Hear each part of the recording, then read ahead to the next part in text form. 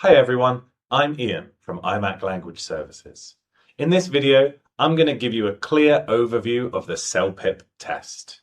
I'll explain what CELPIP is, who it is for, how the test is structured, and what you should focus on if you are preparing to take the test.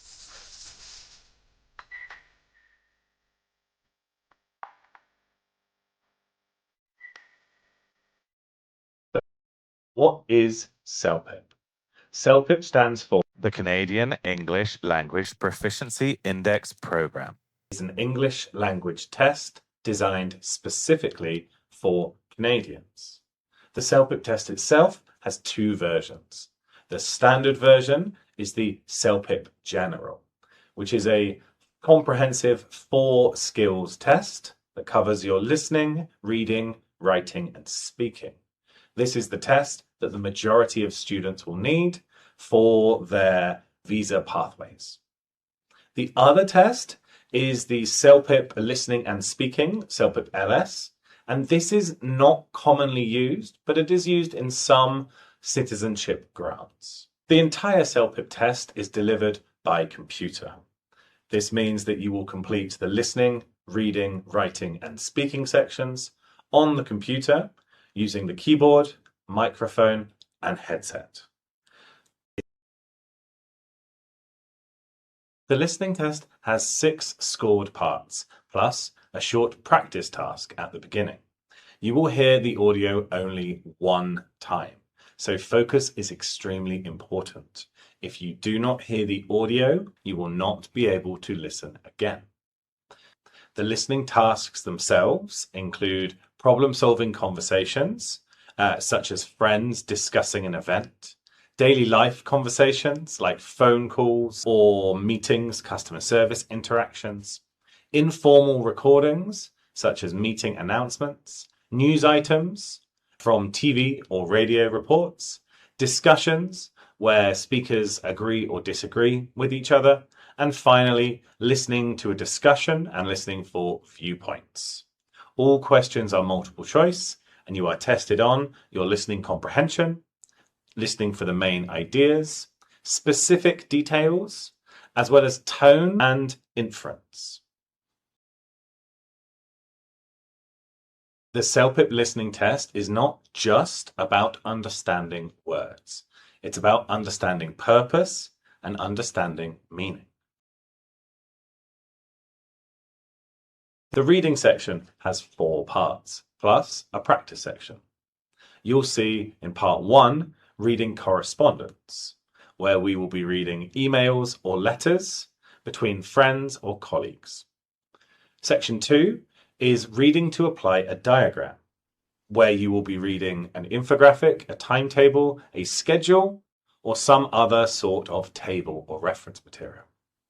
Section 3 focuses on short informational texts, where you are going to have to scan and find specific information within the paragraphs. And finally, section 4 is our longer reading passage with opinions. In this text, you're going to be asked to identify and compare viewpoints within the passage. Reading in CELPIP, time management is key. You do not have too much time to spend on one question, so it's important to keep moving.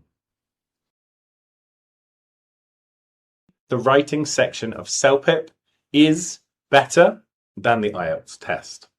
In task 1 of CELPIP, you are asked to write an email based on a realistic situation. This is often a complaint, a request, or an explanation. You must be clear, polite, and organized. In section 2, you are asked to respond to a survey question. You are given a prompt with 2 options and asked to express and explain and justify your opinion on the matter. In writing, structure and clarity matter more than fancy vocabulary.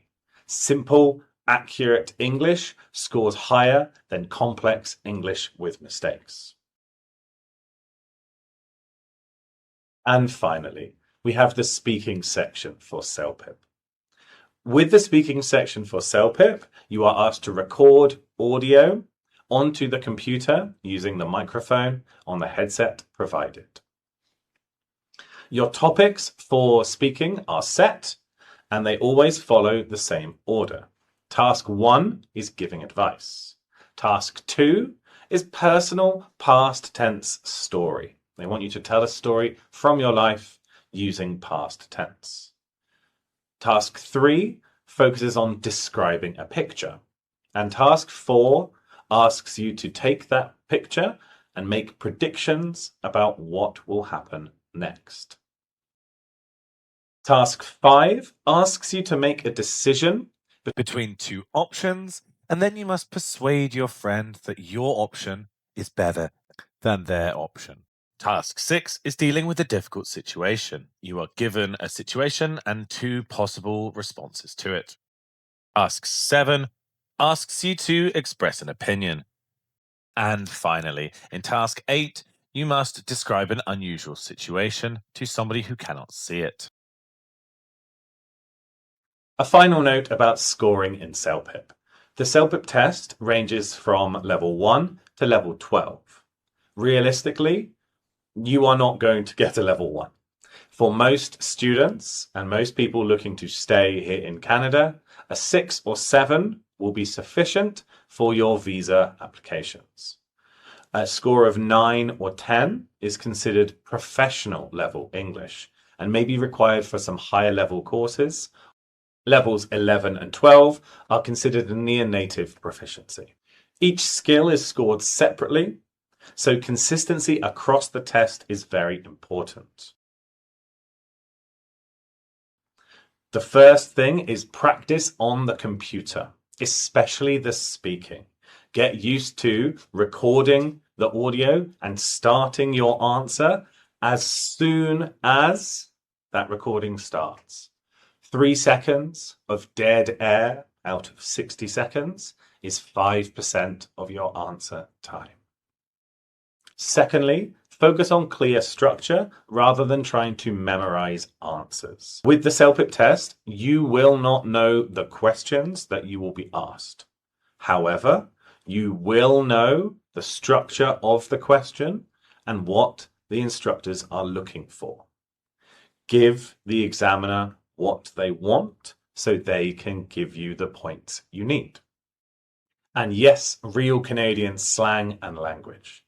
So whether you're picking up your double-double, pulling on your toque, or lacing up your runners, it's important to try and show the language you have to the examiner in the test. And that's it.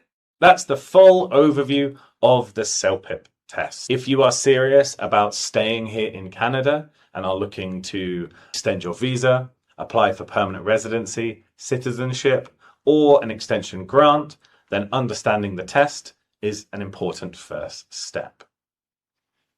From here, we will be uploading new videos every so often to cover each of these parts of the test. So look for specific explainer videos on our listening test, speaking, reading, and writing.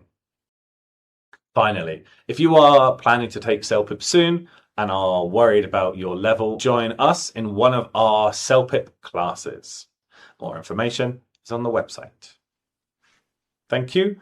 That's it for today.